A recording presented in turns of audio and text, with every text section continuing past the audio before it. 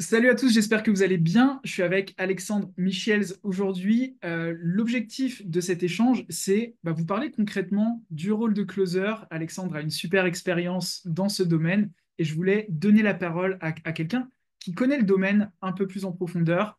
Euh, donc Alexandre, déjà, merci d'être avec moi aujourd'hui. Et écoute, je te laisse te présenter si tu veux rapidement pour les personnes qui nous regardent. Salut Léo, eh bien écoute, merci pour l'invitation. Pour me présenter rapidement, j'ai 42 ans, je suis en couple, papa de deux grands-enfants maintenant. J'y viens d'un milieu totalement étranger au marketing digital. J'étais banquier, donc j'ai été directeur d'établissement bancaire pendant de nombreuses années.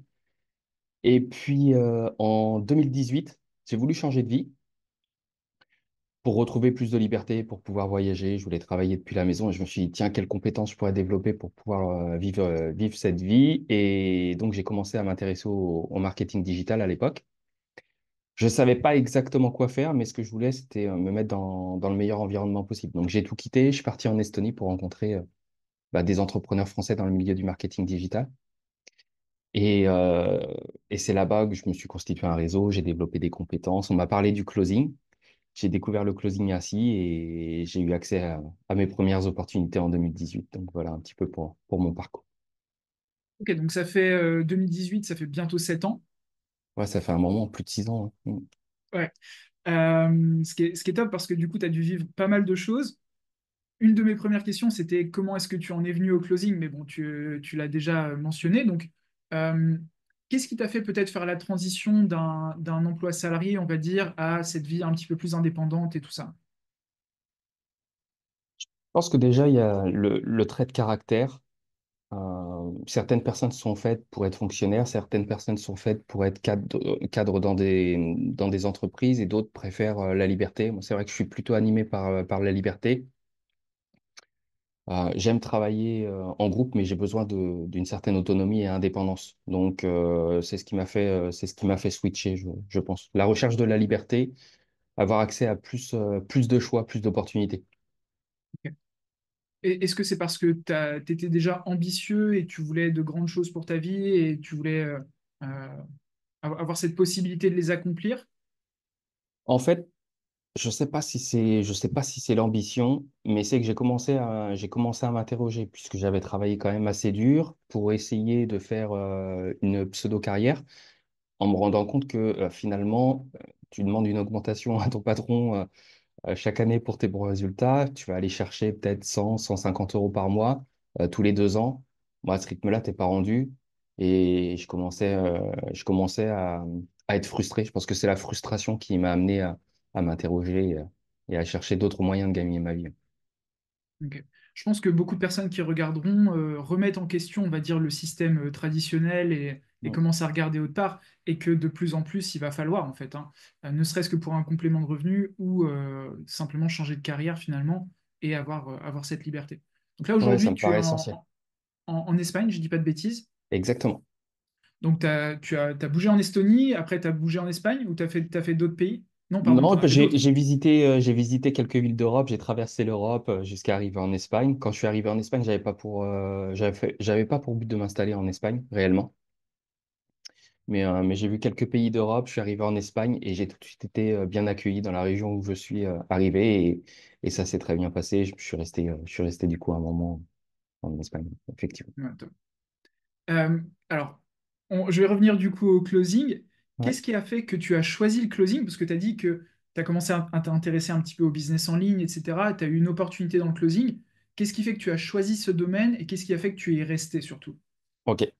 Alors, pour répondre à la première question, je pense que je ne l'ai pas choisi, c'est le closing qui m'a choisi en réalité, parce que pour l'anecdote marrante, tiens, j'ai découvert le closing quand un entrepreneur m'a appelé, il était dans le marketing digital, il voulait faire une formation de closing. Donc il m'appelle, il me dit, j'ai vu cette formation, on peut la faire, viens formons-nous au closing. Et je lui dis, mais c'est quoi le closing? Il me dit, bah, du coup, on va nous apprendre la vente par téléphone. Le but, c'est de convertir en fait des prospects en clients pour des entrepreneurs dans le milieu du marketing digital. Et je lui dis, bon, concrètement, comment ça se passe? Il me dit, tu travailles de chez toi, ton PC et ton téléphone, et tu fais des appels de vente. Je lui dis, OK, moi, je vends des choses par téléphone depuis que j'ai 18 ans. Donc, Pourquoi Ça pas? Il colle. était tellement enthousiaste qu'il m'a closé en fait. Et je m'inscris avec lui à cette formation. Je la suis, ça m'a bien plu. Et lui, on n'a absolument rien fait. Et moi, je me suis mis à la recherche des premiers entrepreneurs pour qui closer. Et donc, je suis arrivé dans le closing totalement par hasard. Ça avait bien matché aussi à l'époque. Et pour répondre à la seconde partie de ta question, qu'est-ce qui fait que je sois resté? En Estonie, je me suis fait pas mal d'amis qui étaient dans le e-commerce.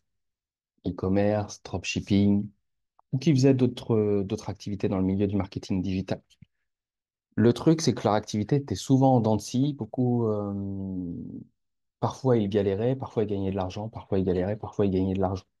Hmm. Mais moi, en étant constant, en travaillant en tant que freelance, on avait beau me dire tu échanges ton temps contre de l'argent, je voyais que mes Tu revenus sais que ça progressaient. tombe.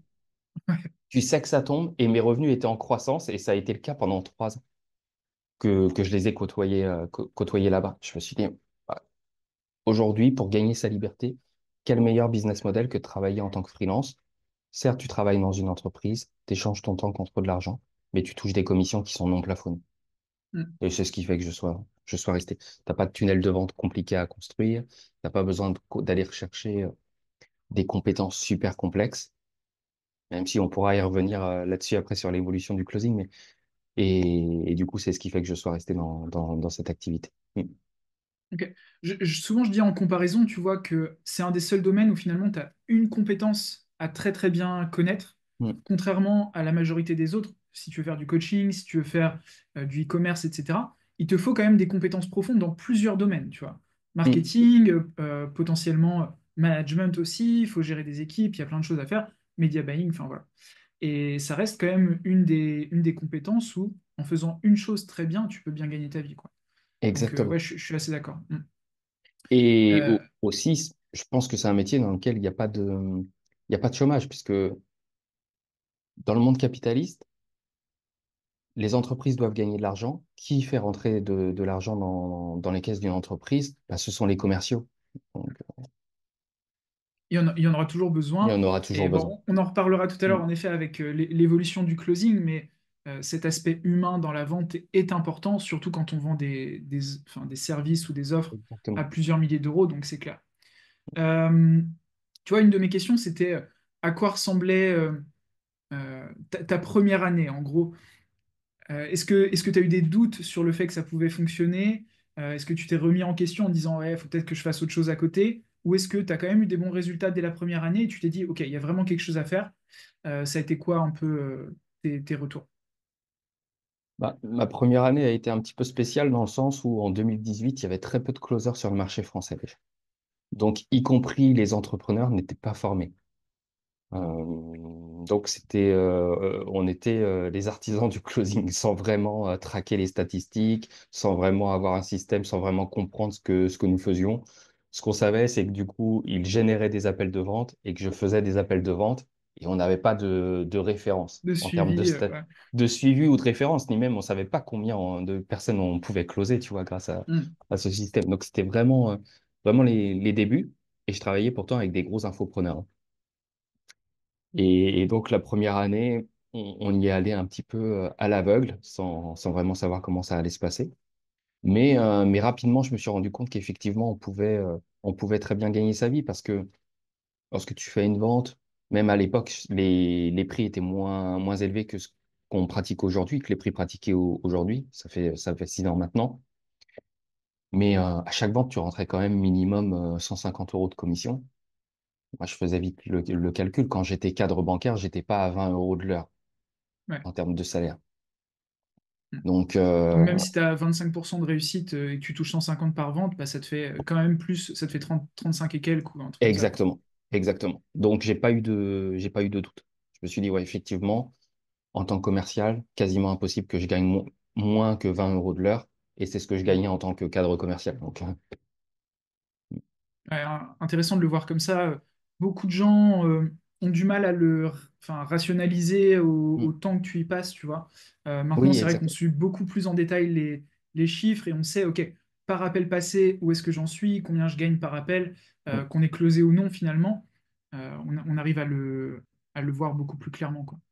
Euh, Ah, moi, je le prends et clairement comme un vrai métier.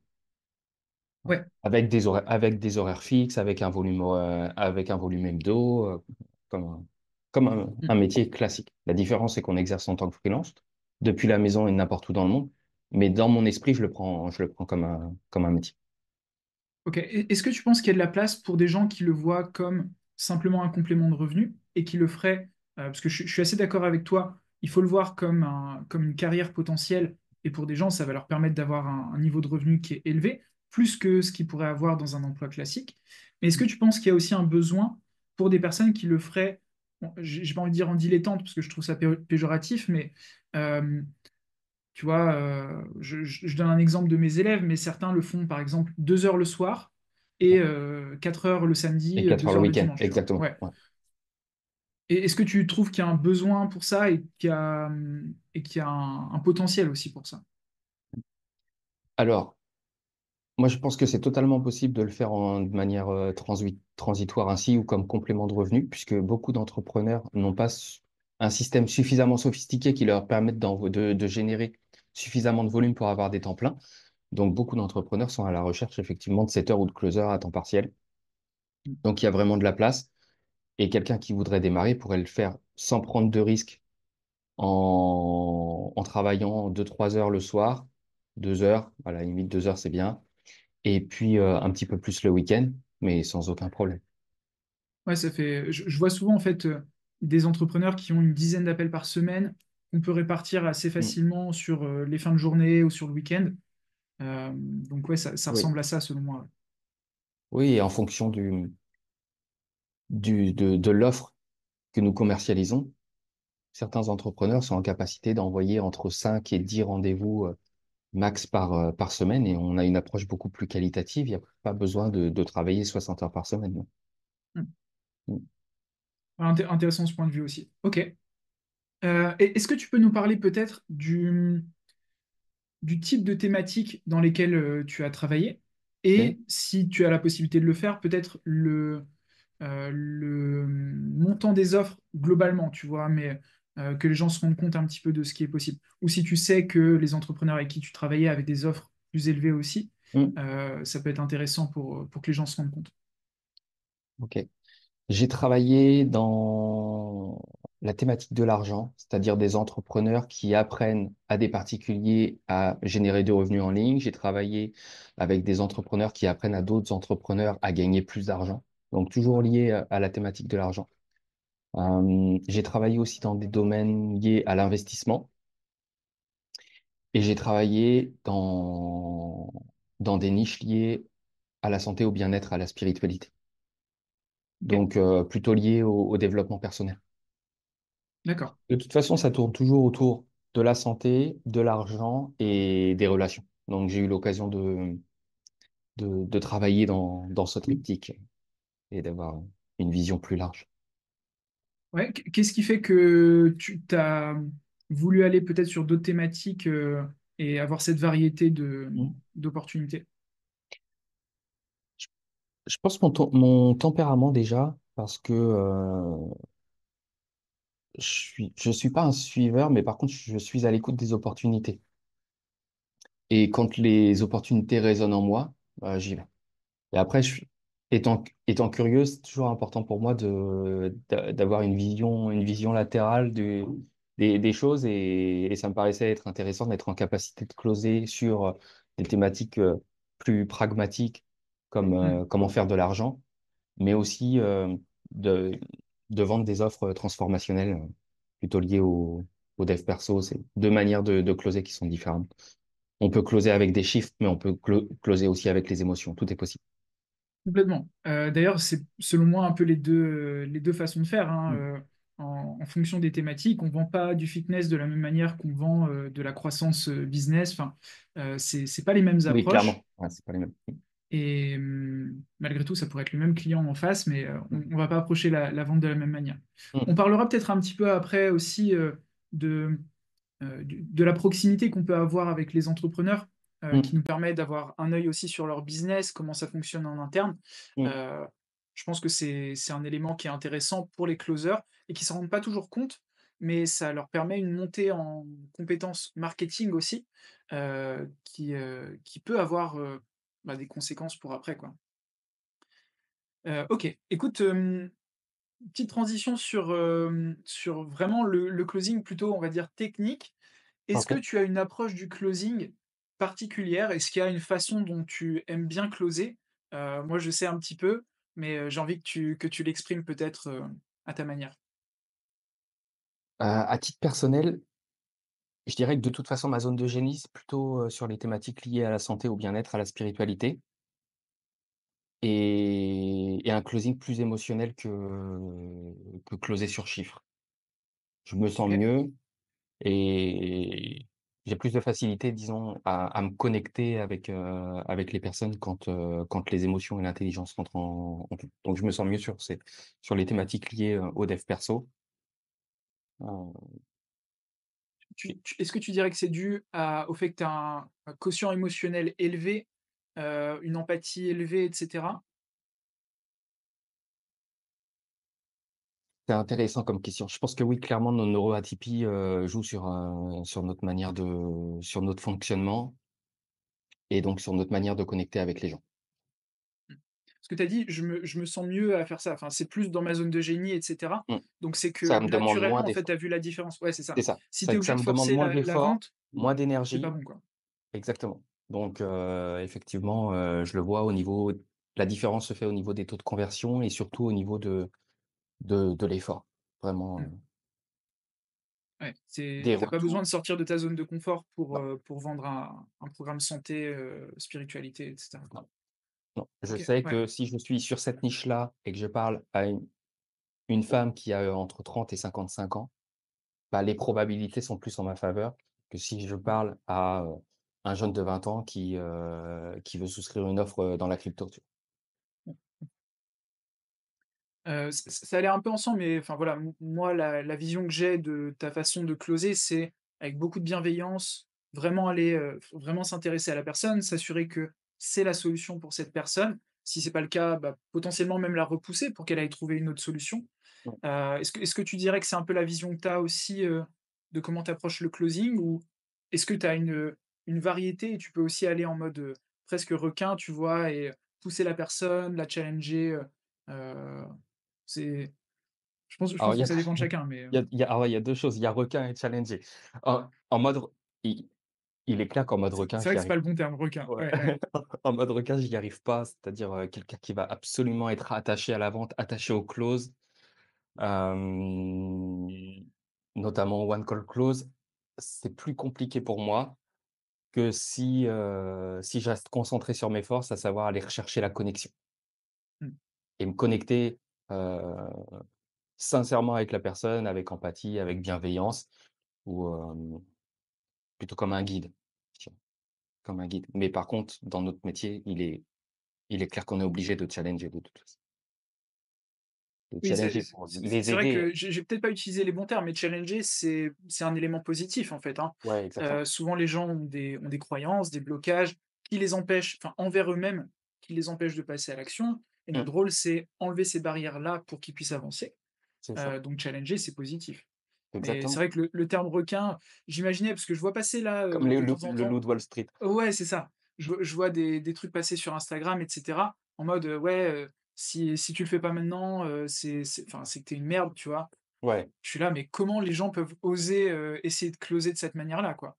ah surtout Comment aujourd'hui, hein. comment rabaisser les gens et je pense pas que ce soit l'approche. Bah, on pourra en parler aussi pour ce qui est à venir, Je suis dans le monde du closing. totalement d'accord avec toi. Mmh. Mmh. C'est pas Hem, nécessaire d'ailleurs à ce propos, si une personne se dirait, «Mais moi je suis totalement introverti, timide, le commerce c'est pas fait pour moi», c'est une erreur. J'ai rencontré des thérapeutes excellents vendeurs mmh. en étant, introvertis, voire même timides. Je pense que c'est plutôt un avantage parce qu'on va écouter beaucoup plus. Je suis plutôt introverti aussi, de nature et on va, bah, justement avoir cette, intelligence émotionnelle qui est plus élevée, je pense, Mmh. que quelqu'un qui va couper la conversation constamment et cetera et bon, ça peut coller dans certaines thématiques, mais je pense que ce soit pas adapté à tout, quoi. Oui, Alors que nous, on peut être beaucoup plus, versatile, tu vois? Et caméléon et avoir plusieurs choses. Eux, ils exact. sont fixés à un domaine, quoi. Mmh. C'est vrai. C'est mon point de vue. Je sais pas si c'est la Non, mais vérité. si, je suis d'accord. Je suis d'accord, ça se voit dans l'attitude. Dans l'attitude au niveau du closing, la posture, l'attitude, où ils sont, beaucoup plus froids, beaucoup plus, robotiques, mécaniques et attention, en étant mécanique, en suivant un script, on peut très bien aller chercher des bons taux de conversion, mais ça marche pas pour tout le monde et dans n'importe quelle niche donc ouais, ça se voit au niveau de la posture. Bah, tu vois, je vais poser une question qui rallie un peu à ça, mais est-ce qu'aujourd'hui tu es plus à suivre un script ou plutôt intuitif? Et peut-être est-ce qu'il y a des choses, des compétences, que tu vois que les gens peuvent améliorer, sur quoi ils peuvent s'améliorer, pour être meilleur closer? Alors malgré le fait que j'ai 6 ans d'expérience, je suis toujours un cadre. Je reste toujours dans le cadre que je me suis fixé. Avec une structure d'entretien, avec des phrases clés, avec des questions clés. Je suis toujours bien préparé aussi quand, j'arrive, en entretien aujourd'hui. Mon entretien a été préparé, ma liste de questions a été préparée et il y a toujours les petites phrases clés, les punchlines comme diraient certains, qui vont fonctionner. Donc je reste quand même à l'intérieur de ce cadre. Maintenant, à l'intérieur de ce cadre, je reste un petit peu plus libre, mais parce que, j'ai plusieurs milliers d'appels des à mon actif et du coup, D'expérience, ouais. ouais, d'expérience. Donc, ça me permet d'être un petit peu plus libre, mais je sais exactement où je vais. Donc, non, le cadre et la structure est importante. Travailler la technique est important et plus l'on fait d'appels, plus on peut se permettre un petit peu plus de légèreté à l'intérieur de ce cadre, mais jamais en sortir. Mmh. Ça sert à rien de Qu'est-ce réinventer que la tu appelles la technique du coup dans ce que tu viens de mentionner? la technique, ce serait, OK, c'est intéressant. Disons, qu'est-ce qui va faire la différence dans un appel de vente? Ça va être la qualité des questions. Donc c'est ce que j'appellerais du coup La la technique. formulation et Ouais, cetera? exactement. Mmh. La qualité des questions que l'on pose, notre capacité à poser les bonnes questions et puis, après la technique, ça serait plus au niveau du leadership, donc de l'attitude, de la posture, de notre niveau de certitude, de notre expertise, ce genre de choses. Mmh.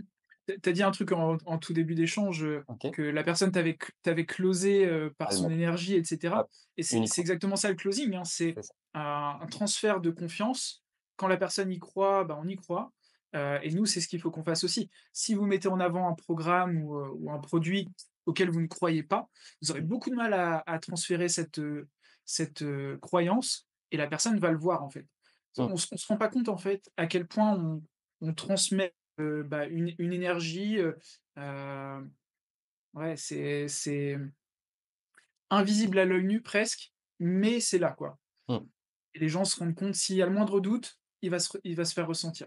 exactement. Mmh. Ah, donc il y a des choses qu'on peut améliorer et je suis tout à fait d'accord. Les moyens les plus efficaces, c'est revoir, en fait, le phrasé de ces questions, Mmh, et le timing est important aussi, je trouve. Dans comment est-ce qu'on rebondit sur telle ou telle question ou l'ordre dans lequel on répond. Je donne mmh, un exemple, en début d'appel, si la personne, nous fait une réponse de 3 minutes de long, arriver à revenir sur les bons éléments dans le bon ordre, mmh, tu vois? Il y a des choses qui ont plus d'importance, elle nous a peut-être dit plein de trucs sur, un divorce récent, elle a des enfants, il se passe telle chose, mais il faut savoir dans quel ordre revenir, quoi. Donc ouais, je trouve que ouais, le timing est important aussi. mmh, c'est vrai. Bah, les qualités d'écoute et puis, la qualité de la prise de notes au démarrage si on a besoin de se rattacher à ces notes. Mmh. Mmh. Donc tu prends des notes aussi avant l'échange? Enfin, tu as dit que tu préparais tes appels à partir du formulaire que tu reçois, sur le prospect? Ou même d'un appel de préqualification. D'accord. Donc tu appellerais un petit peu avant, 5-10 minutes et poser quelques questions en amont, Exactement. Pour cadrer, du coup, le prochain appel. d'accord. Donc tu fais en quelque sorte toi-même ton setting aussi? Ouais, exactement. OK. Aujourd'hui, oui, à 100. Ça n'a pas toujours Heu, été le cas, mais aujourd'hui, oui, à 100. alors je vais te poser la question maintenant, tant pis si c'est pas quelque chose qu'on couvre après, mais est-ce que c'est selon toi parce il y a eu des évolutions du coup dans le domaine, Mmh. globalement, qui fait que les prospects ne sont pas les mêmes qu'il y a quelques années et que du coup, tu te sens obligé de mieux faire cette phase de préparation?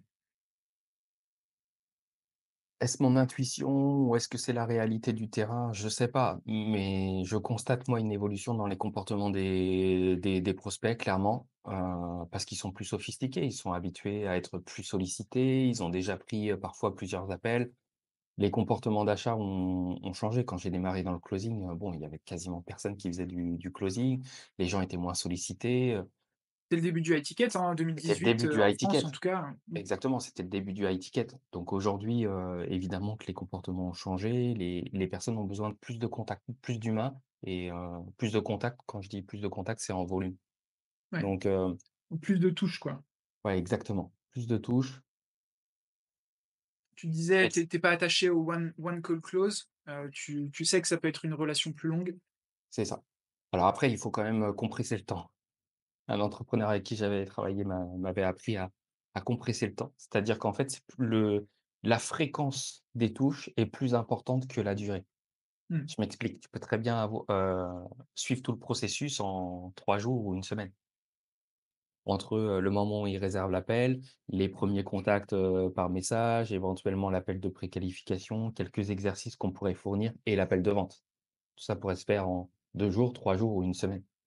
mmh. Donc c'est pas nécessaire, je dirais, c'est même pas conseillé de s'étaler dans le temps et que le processus dure, 15 jours, 3 semaines, un mois, ça sert à rien.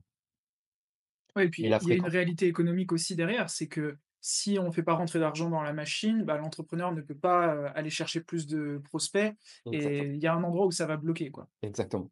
Mmh. Mmh, Mais pour revenir sur l'évolution, de ce que je remarque, c'est important aujourd'hui plus qu'avant de prendre contact en avant les amont. appels de vente. OK.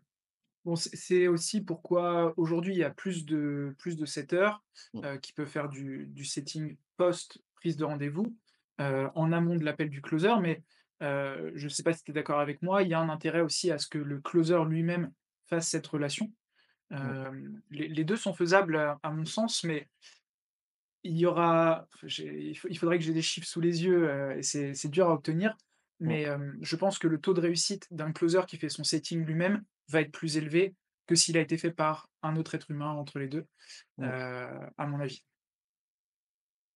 C'est possible, c'est sûr que c'est possible. Bah, ça permet de tisser du lien, au démarrage, d'amener, plus de confiance aussi vis-à-vis de son interlocuteur, Mmh. avant La même l'appel de personne dans vente. tout le parcours, Exactement. De pouvoir rebondir aussi lors de l'appel de vente sur ce qui aurait été dit, lors de la phase de setting. Donc oui, ça a que des avantages. Après, les 2 fonctionnent, hein. Les 2 fonctionnent, mais c'est sûr que dans ça tous les cas, plus on a d'informations finalement, yes. plus on a d'armes, de notre côté pour, réaliser notre appel. Donc, Ouais. qu'on les prenne en setting plus lors de l'appel, bah, on n'a pas de surprise, on a déjà des éléments, on sait à quoi en venir, même si la personne finalement ne nous parle pas d'un sujet: «Au fait, tu m'avais parlé de ça, la dernière fois», on peut le remettre sur la table. Donc, ouais, il faut jouer Mmh. avec tout ça. Ouais. OK. Parlons peut-être de ton expérience pure en closing. Est-ce que tu peux nous parler de bons moments ou de mauvais moments, peu importe, ou d'anecdotes que tu as pu avoir en appel? Hem, Là, avec les années, il y a peut-être des choses que tu as vues et qui seraient, marrantes ou intéressantes pour ceux qui nous écoutent, Les bons moments pour un closer, c'est la vente. De toute façon, chaque vente est une victoire et il faut savoir les célébrer, il faut savoir, apprécier ce moment. Je pense qu'on est tous, Tu continues de le faire? ouais, je De continue de célébrer tes victoires? Ouais. ouais, ouais, je continue de le faire. Chaque vente est une victoire et ouais, je continue de le faire et je continuerai de le faire. Donc je prends pas ça comme acquis parce que c'est pas, c'est pas facile, c'est pas difficile, mais c'est pas facile et il faut être constant et réussir à mettre de la conscience sur ce que nous faisons. Parce que le métier de Mmh. closer, c'est réussir à vendre une offre high ticket à un total inconnu grâce à un appel de 45 minutes, 1 heure. Et ça, c'est une compétence qui vaut de l'argent. C'est une compétence qui est, super importante, qui n'est pas facile à acquérir, mais à partir du moment où on a fait ce travail en amont pour aller la chercher, il faut se rendre compte de ce que ça représente quand même. Donc oui, je continue de C'est célébrer. extrêmement complexe. C'est marrant que tu dis ça. J'ai regardé une vidéo hier de Grant Cardone que j'aime Ouais, beaucoup et il disait, «Il y a 2 de chances que vous vendiez la première fois où vous avez une interaction avec quelqu'un». clairement. Genre, c'est presque impossible, en fait. C'est Ouais. c'est tellement dur, d'arriver à vraiment délivrer l'information. Alors, après, on a 45 minutes pour le faire. C'est voilà, on a de quoi faire quelque chose. C'est une mi-temps de foot quand même. Mmh. Ouais, Donc, ça. on a le temps de bosser, mais, bah, une grande partie de cet appel, c'est la personne qui va parler, donc, Mmh, c'est quand même une compétence très forte. mmh. Heu et est-ce que tu as peut-être des choses que tu as eues aussi post-vente? C'est-à-dire des gens qui reviennent vers toi après, pour te remercier ou tu vois, ou qui ont eu des résultats et qui te disent, un peu où ils en sont, enfin, je sais pas. Il y a même des personnes avec qui j'ai tissé des liens et qui sont par la suite devenus des amis, donc OK. ouais, tu peux faire des rencontres sympas. Mmh, Mmh. Je pense que c'est un élément qu'on voit pas, tu vois, quand on s'intéresse simplement au closing, mais, mmh, bah, oui, on peut se faire un réseau, on peut trouver des personnes avec qui on va, continuer à passer du temps et bah, cette partie gratitude de les avoir aidés à passer à l'action quand ils avaient des doutes, mmh. c'est quelque chose qui est intéressant aussi, ouais. Ouais, c'est super gratifiant d'avoir réussi à transformer la vie de certaines personnes, c'est vraiment cool. Tu peux recevoir des messages qui font chaud au cœur, donc ça arrive. C'est clair. Bah, moi je trouve que c'est l'élément le plus fort, tu vois? Mmh, Plus que d'avoir fait la vente. exactement. Le retour de la personne, c'est encore mieux. Mmh. Et est-ce que tu as eu aussi, peut-être, je pense que c'est important d'en parler, des moments où tu étais, du coup plus bas, donc Mmh. l'inverse, des moments où tu as du doute et cetera et comment est-ce que tu les as, dépassés? Les doutes, c'est quand tu rencontres des périodes où tu es moins bien, où la performance n'est pas au rendez-vous, quand tu as des attentes et que tu atteins pas tes objectifs, oui, tu rencontres des phases de doute. Après, comment surpasser ces doutes? C'est déjà ne pas remettre en cause le process. C'est-à-dire que je reste quand même assez détaché en me disant: «Certes, cette fois-ci, ça n'a pas marché, mais je suis confiant concernant mon expérience, confiant concernant, mes compétences». Et je vais pas remettre en cause le process. En fait, on peut très bien être un excellent vendeur quelque part et être beaucoup moins fort, autre part et c'est pas gênant. Mais ce qui va avoir un impact, c'est d'aller travailler là où nous sommes les meilleurs, tout Mmh. simplement. Donc, Donc ça a pas de rapport avec tes compétences, c'est un rapport avec, l'environnement peut-être? l'environnement, voilà, l'environnement, notre personnalité, par parfois on a besoin que les étoiles soient alignées. Il y a plein de choses qui rentrent en ligne de compte, mais je dirais, Heu, ne pas remettre en cause les process et rester concentré. Pas se désunir, ne pas sombrer. Quel conseil tu donnerais sur ça, si un closer arrive dans une période où, je sais pas, il enchaîne des appels et ça close pas? Mmh. C'est quoi la marche à suivre, tu vois? La marche à suivre, comment je fais moi? Je me replonge dans ma vie privée déjà, en posant des questions. Ce que je ferais, c'est intéressant comme question, j'y ai pas réfléchi avant. Ce que je ferais, c'est que je regarderais mes routines, mes habitudes. Qu'est-ce que j'ai changé dans mes routines et mes habitudes? Est-ce Mmh. que j'ai mangé sainement? Est-ce que j'ai fait du sport? Est-ce que j'ai pris du temps pour moi? Est-ce que je prends l'air? Est-ce que je me couche à heure fixe et je me lève à heure fixe? C'est marrant, c'est exactement tous les trucs qu'on voit dans le début du programme de l'institut, D'accord, aussi, tu vois? ouais, Où on a tous ces rituels, en gros, avec un tableau, le tableau de score que tu remplis de: «OK, est-ce que j'ai bien mangé? Est-ce que j'ai fait du sport? Est-ce que j'ai bien dormi?» Parce que tu as tout à fait raison. Tu as mangé, j'en sais rien, tu as mangé hyper mal la veille, ou tu as bu, tu te retrouves, tu fais pas de sport et cetera. Ça a des conséquences sur tes performances, c'est sûr. clairement. On Sur le est, bien-être, sur l'énergie, sur, complément. On la est comme des fatigue. sportifs dans un domaine, concurrentiel, donc, Mmh. ouais, ça joue. Ouais, ça joue, énormément. Donc je pense que je commencerai par là et après j'irai dans des choses un peu plus liées au mindset en travaillant le lâcher prise, en travaillant, la productivité, l'organisation. Je reviendrai aux fondamentaux et OK. puis, voilà, je reviendrai aux fondamentaux, mais sans négliger du coup, cette partie-là, la vie privée, parce que les personnes vont se dire: «Non, mais la vie privée, c'est totalement différent». Non, en réalité, tout est lié. Si tu t'es fâché avec ta femme la veille, ou Ton si énergie est pas la même. l'énergie est pas la même. Si tu as fait un repas avec des amis et que tu as enchaîné raclette et que tu as bu 4 verres de vin, bah, si le lendemain matin tu dois closer, l'énergie n'est pas la même non plus.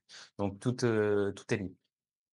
Et puis, ensuite, bah, je me replongerai dans les fondamentaux, techniques, travail du script, travail sur les des objections, travail sur les croyances des prospects, la psychologie, heu, avec quelques mises en situation et pourquoi pas, si c'est nécessaire, prendre un petit peu de recul en prenant moins de calls pendant 2 3 jours. Mmh. Intéressant. Voilà. Je donne moi mon point de vue. Un truc Ouais, que je trouve intéressant, c'est réécouter des appels où on a closé. Tu vois, des fins exact. d'appel, genre à quoi ressemble la réussite en fait? Pour Ouais, le reproduire, reproduire, reproduire, mmh, et que ce soit les nôtres ou celles d'autres personnes, tu vois? Ça peut être intéressant aussi, c'est vrai. si vous avez d'autres personnes dans votre équipe qui closent et cetera, vas-y, envoie-moi l'appel, que je l'écoute et que je me mette Mmh. dedans. Parce que souvent aussi, si on prend, je sais pas, tu prends une semaine de vacances, tu reviens à closer, tu sais plus faire, quoi. Tu vois? C'est pas Ouais, que c'est vrai. c'est comme le vélo dans un sens, mais ça va revenir, mais ton premier appel, il peut être dur. Alors c'est marrant que tu dises ça parce que c'est vrai que je prenais pas de coupure. Je prenais pas de OK, coupure. pour pas avoir de, Ouais, pour pas avoir ces phases-là, je me disais toujours, bah, par exemple: «Est-ce que tu mets Messi et Ronaldo sur le banc?» Bah, non, parce que si tu les mets sur les faut bancs qu'ils pour jouent. qu'ils se reposent et qu'ils jouent pas pendant 2 3 matchs, bah, quand ils reviennent le troisième ou le quatrième match, bah, ils sont moins dedans. Perte de Donc confiance, voilà.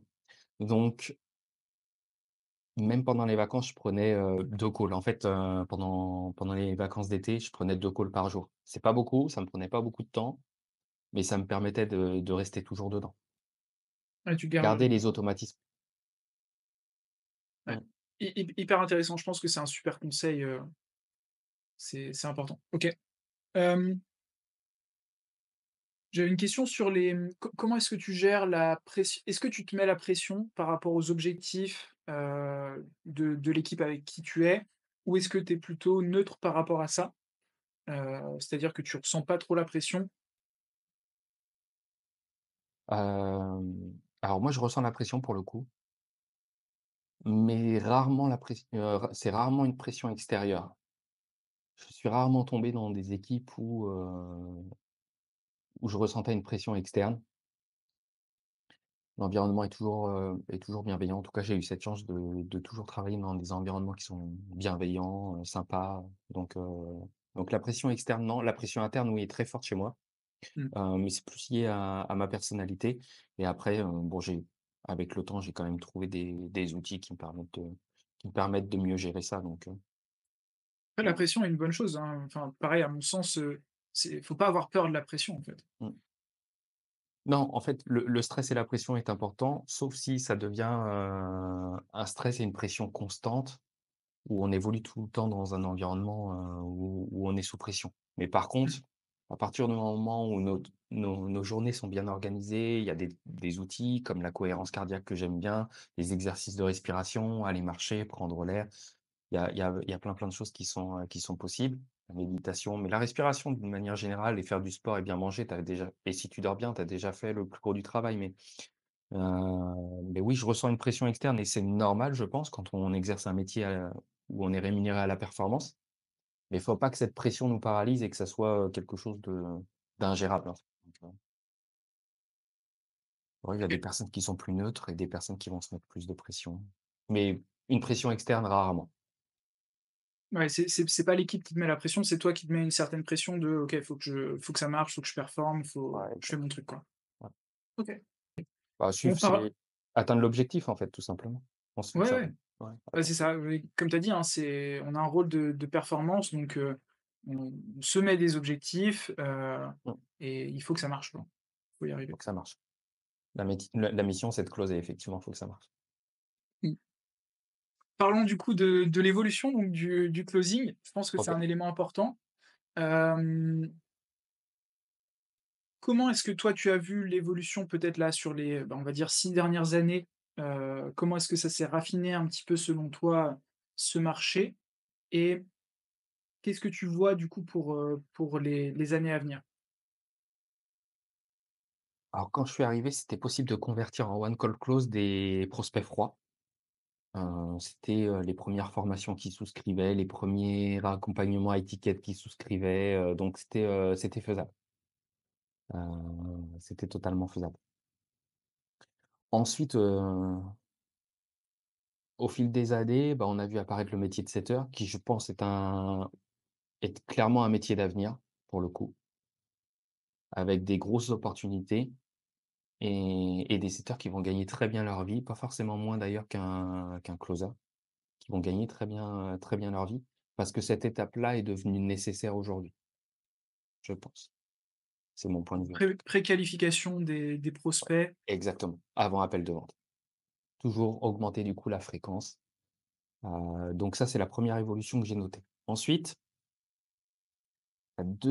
la 2e évolution, en tout cas moi, comment je vois les choses, c'est que c'est important de comprendre son environnement.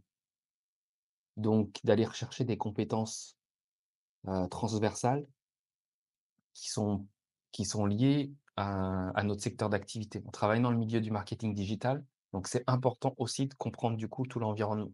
Certes, on doit être très fort en vente, mais c'est quand même bien de savoir comment générer des appels de vente, Mmh, c'est la première chose. Et je dirais se spécialiser dans un domaine. C'est-à-dire qu'il faut avoir quand même un haut niveau d'expertise dans la la un thématique des que nous sujets, vendons. quoi. Ouais, sur le Ouais. sujet, exactement.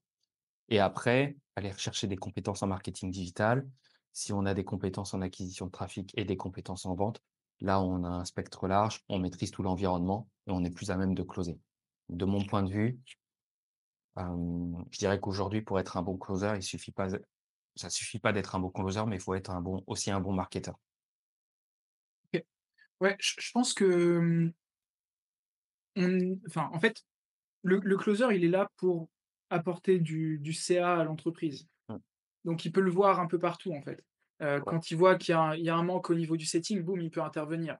c'est ça. OK, ces personnes-là, ils ont pas été rappelées. OK, il y a peut-être un biais à aller chercher et du coup, c'est vrai qu'il peut être très varié, en fait, dans ses compétences. Sa compétence profonde, ça restera le closing, Mmh, mais il peut être un petit peu plus touche à tout, et aller regarder, ouais, il voit qu'il y a des problématiques sur l'acquisition, il peut en parler tout de suite à l'entrepreneur qui lui-même l'a peut-être pas vu, quoi. exactement.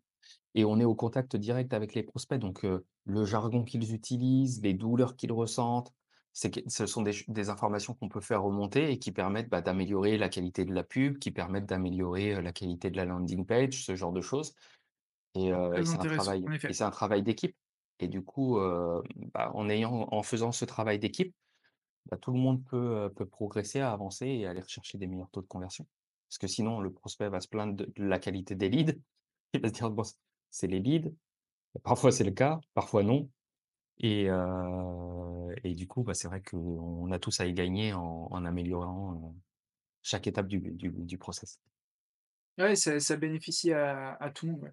Mmh, C'est marrant sur les termes utilisés, c'est un truc qu'on a beaucoup fait avec l'institut de bah, justement, libre, serein, c'était les termes qui revenaient tout le temps, mettre du ouais, beurre dans les épinards et cetera. Il y a plein de termes comme ça qu'on a mmh, repris en fait des appels, pour les inclure dans la VSL, dans les pubs et cetera, parce que c'est exactement, exactement les termes que les gens nous ont dit, quoi.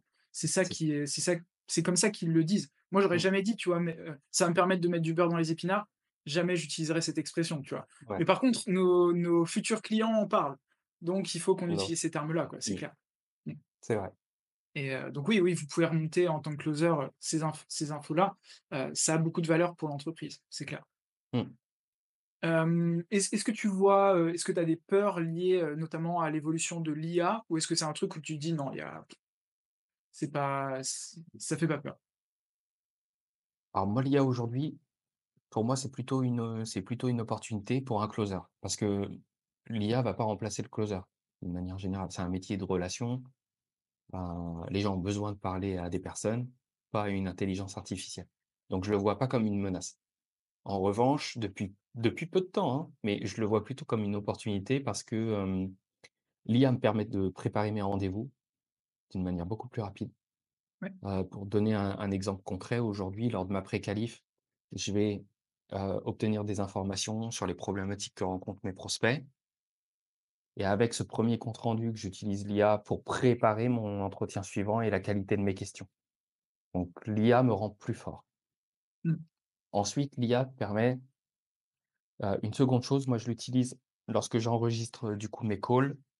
Mes calls sont directement reliés à une app, d'intelligence artificielle qui va, me faire le transcript.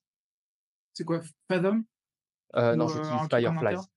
J'utilise Fireflies, OK. Fireflies et en fait, bah, Fireflies me permet d'obtenir, le transcript de l'appel que je lis directement à un assistant commercial ChatGPT qui me permet d'avoir mon compte rendu d'écrit et un retour sur mon closing. Ce qui a marché, ce qui a moins marché, ce que je peux améliorer et hop, après l'appel, je Tu modifie vois mon ce que tu as script. manqué potentiellement, Ouais, exactement et je modifie mon script en me disant: «Bah, tiens, cette phrase-là, elle peut fonctionner et la tenter». Je le fais depuis, très peu de temps, mais par contre, c'est un gain de temps un mais gain de temps énorme.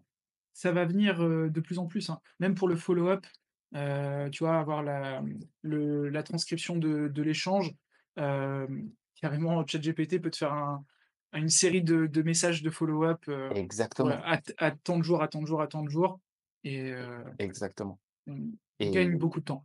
on gagne un temps monstrueux et aussi pendant les appels, bah, moi, en tout cas, ça m'a permis d'être moins focus sur mes notes, mais d'être totalement concentré sur la conversation.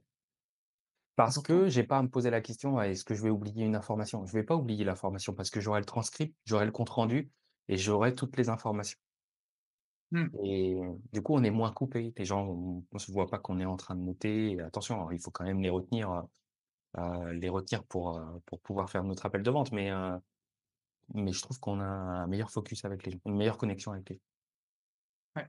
Je suis exactement comme ça, hein. Je prends assez peu de notes, vraiment les éléments les plus importants, soit des chiffres ou, tu vois, le nombre d'enfants qu'ils ont, Mmh, à quel endroit, tu vois, des trucs bêtes, genre ils veulent déménager au Maroc ou des trucs comme ça je vais les noter, c'est ça. mais je prends assez peu d'autres informations, tu vois? J'ai, 2 lignes, 2-3 lignes, à chaque fois. Mmh. OK. Donc Comment il y a est-ce que une force tu qui nous rend plus forts. Ouais, ouais, donc un outil à utiliser, pour venir complémenter et faciliter aujourd'hui, oui. notre rôle, quoi. Ouais, clairement.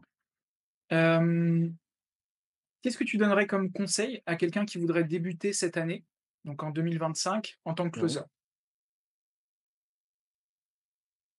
Des conseils, il y en a plusieurs, mais en termes d'organisation, tu veux dire? Non, alors quelqu'un qui a vu passer le terme closing, il se Mmh. dit: «OK, ça ressemble à une compétence qui pourrait m'intéresser». Il a déjà des compétences humaines, une bonne empathie. C'est quoi les conseils que tu lui donnerais pour attaquer, tu vois? Je dirais en un, ne pas avoir d'attente démesurée, mais être, assez réaliste vis-à-vis de ses attentes et donc ne pas prendre de risques. Commencer en dehors de ses activités de travail à temps partiel et Avec une rester sécurité concentré derrière lui. avec une sécurité, voilà et ensuite être détaché du résultat. Le détachement, c'est quelque chose de super important. Être détaché du résultat et ne pas avoir peur du rejet. Simplement rester concentré sur les compétences et sur les process. Et ensuite, je dirais troisième conseil, choisir une niche. Choisir OK. une niche qui corresponde à notre personnalité, parce que ça a quand même un impact considérable sur nos performances. Et quatrième conseil, aller rechercher des compétences annexes. Se dire, bah, peut-être que c'est l'objet de ta future question, je sais pas, mais je C'est le vois. probablement la dernière question pour OK, info. d'accord, bah, je vais garder ça, mais aller chercher des compétences transversales qui peuvent être liées au closing, mais qui n'est pas du closing. Donc tu dirais quoi là-dedans? Parce que c'est on va l'englober dans cette Développer des dernière, compétences en marketing digital. On évolue dans ce marketing milieu-là. Si digital, on OK. veut si on veut évoluer dans le milieu du marketing digital, il faut comprendre le marketing digital. Voilà. OK, OK. Il faut comprendre toutes les étapes, heu, Donc regarder ce qu'est un tunnel de vente, regarder com comment fonctionne la publicité, exactement. heu, ouais. Je pense que c'est une question de curiosité, en fait. Tu vois, d'aller, à chaque fois que tu vois passer une publicité, comment est-ce qu'elle est construite? C'est quoi l'appel à l'action à la fin? Comment les gens font leur contenu sur les réseaux sociaux? Pourquoi est-ce Mmh, que lui, il marche et lui non, tu vois? C'est reconnaître en fait des patterns, de qu'est-ce qui fait que ça fonctionne et Parce qu'il y a une grosse différence, c'est vrai, dans la qualité des prospects qu'on va avoir en appel, en fonction de ce qui est fait en amont. On peut avoir des gens qui viennent purement, de pub en froid, qui connaissent pas le domaine et cetera, juste de la curiosité et on peut avoir des gens qui suivent déjà le formateur depuis 2 ans, qui savent exactement les prix des programmes et c'est pas du tout le même type d'appel, quoi. Donc c'est important, je pense, d'avoir conscience du niveau de conscience aussi du prospect, de là où il en est quand il arrive en appel, quoi. Exactement.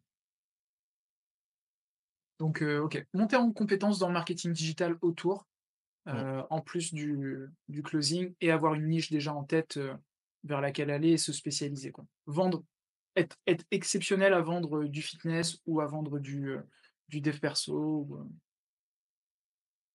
Certains diraient que c'est bien d'être généraliste. Moi, j'aurais tendance à dire, au moins dans un premier temps, devenir spécialiste dans une niche et pas perdre de temps à essayer plusieurs choses. OK, OK. Donc choisir tôt, le domaine. Ouais, je pense qu'il y aura des avis différents. Peut-être que si je fais d'autres, échanges comme celui-là, on me dira le contraire. Hem, je t'avoue que je suis assez partagé. Je dirais que ça peut être intéressant de surtout quand on ne sait pas, en fait. Si toute ta vie, tu as été dans des domaines, où tu es intéressé par la santé, va dans la santé, quoi. Ça va être beaucoup plus simple. Mais si tu as des doutes, en fait, il y a beaucoup de personnes qui rentrent dans le closing et qui ne savent pas les thématiques qui existent, tout Mmh. simplement, parce qu'il y en a tellement aujourd'hui. Que c'est intéressant d'être curieux, d'aller regarder ce qui se fait, ce qui se fait pas et tester jusqu'à trouver un truc où on se dit: «OK, ah ça me plaît, je me sens bien» et là du coup on se met à fond, quoi. Tu Je pense que les totalement raison. Peut-être que j'ai ce discours-là aujourd'hui puisque je sais exactement ce qui marche pour moi. je Mmh. pense. Mais beaucoup de gens enfin c'est le cas pour beaucoup de gens. Moi qui ai, beaucoup de prospects qui s'intéressent au closing, ils me disent: «Ah ouais, quand moi je mentionne quelques infos, les langues étrangères, le dev perso, les relations, ah les relations, OK, il y a quoi dans les relations?» Tu vois? OK. Ils sont tout de suite focus, ils savent quand même vers où ils veulent aller, quoi. Mmh. C'est rare que les personnes ne savent pas. D'accord. OK, bah, écoute, merci beaucoup Alex, hyper intéressant. Tu vois, on a fait un panel, assez large de ce qu'est le closing et comment ça a évolué. Je suis content d'avoir pu échanger avec toi sur tout ça parce que, bah, j'aime bien ton approche. Donc, je sais pas si tu as un mot de la fin, que tu veux mentionner, mais sinon on est pas mal. Eh bien, écoute, c'est très bien comme ça. Bon, top. Merci encore une fois et Merci à puis, toi. n'hésitez pas si vous avez des questions, et que vous voulez les poser, à les mettre en commentaire et je vous dis à très vite. À bientôt. Au revoir. Nickel, on est pas mal, c'était top. Et toi? Je